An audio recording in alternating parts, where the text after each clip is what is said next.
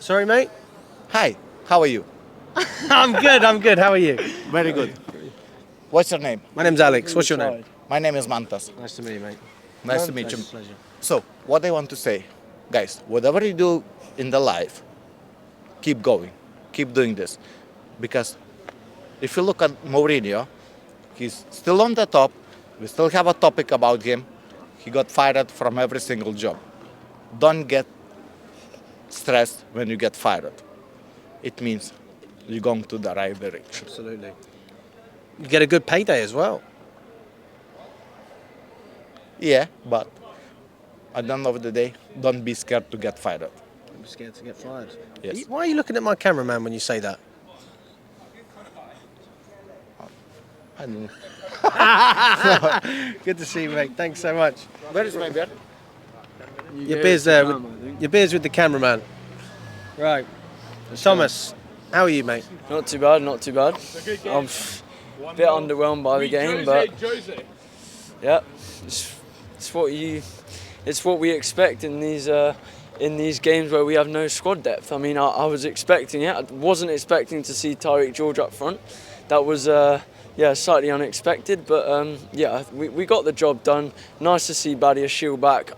I have this small bit inside me which likes Badiashile. I don't know why. Just like, I thought his passing was crisp. I thought, he did what he had to do, and it was a well-managed performance. Slightly underwhelming, obviously. And I thought I was in the Matthew Harding upper today. Usually I'm in the lower, and I'm sorry, but the atmosphere was dreadful. I was second row Matthew Harding upper, and it was silent the whole game. And I'm like, guys, it's our first Champions League game in second after Bayern, but it's first time at the Bridge for Champions League in 3 years. And guys are not even standing up for a big chance. They're not even chanting that much. I'm sorry, but I was not very impressed. I missed the anthem because I was queuing, obviously, for the game. But it took me 5-10 minutes to get in. But I'm sorry, I was expecting more.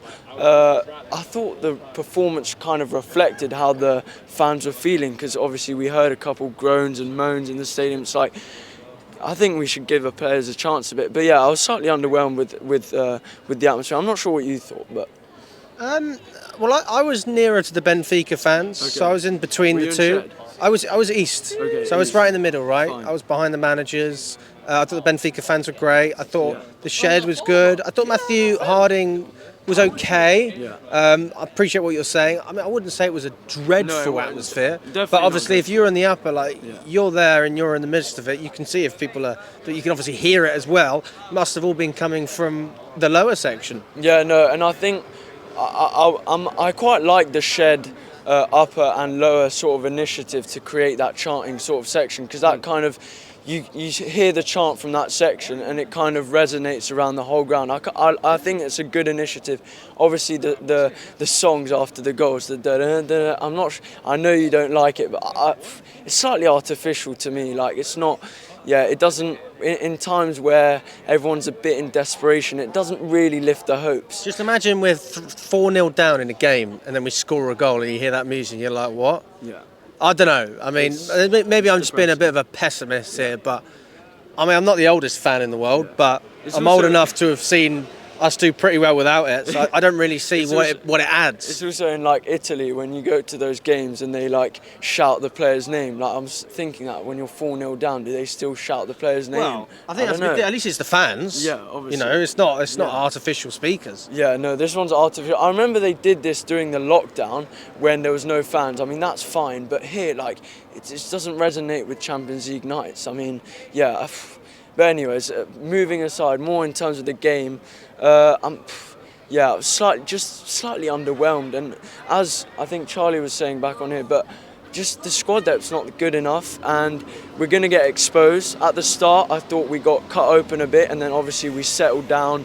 Badiashile and Chalobah, I feel like that's going to be a partnership for the next couple weeks, so we'll see how that goes. But I think that yeah, we need to do better in terms of it's tough for Maresco because there's a lot of pressure on him. I like him as a manager, but he's not being dealt the best hand, and it's like when you're not dealt the best hand, it's like how are you going to adapt to your situations? That's where people are going to judge him. When you got 10 minutes on the field, how are you going to adapt to that situation? How are you going to get yourself out into sticky situations? And that's the thing with Maresca. When he doesn't have all the tools, it's kind of like he's kind of saying, yeah, I've not been given the tools, so I'm trying to work with what I've got. But then the fans are like, yeah, but when you go 10 men down, it's like you're bringing off all your attackers and you're nullifying our threat. So it's kind of a lose-lose for him because he's not being given the most amount of tools and players and squad depth. And yeah, the fans right now they're not fully behind him, and I think we need consistency for the managers. We can't go another season with changing a manager, even having that conversation. For me personally, I don't think we should entertain that conversation, especially because it's the start of the season, and he's not been given what he's asked for. So I mean, I'm not sure what you think, but when you're playing Tariq George up front for Benfica at home in a Champions League game when we've not been in the competition for 3 games. I mean, I remember when we had Costa, when we had Remy, backup striker, when we had Drogba, Demba Ba, everyone, Kalou, all those players, they had quality. Same with Carragher was saying, I don't like Carragher, but he was talking about how our keepers, when we won the league, it was Cech and Courtois. We got Sanchez, no one liked him. It's like, guys, can we, I know this is a new model, but the sporting directors have to wake up at some moment. It's like we're living in the reality, not in the future. You know what I mean? Big up to you, my friend. Thanks so much for coming on. Good to see you, mate.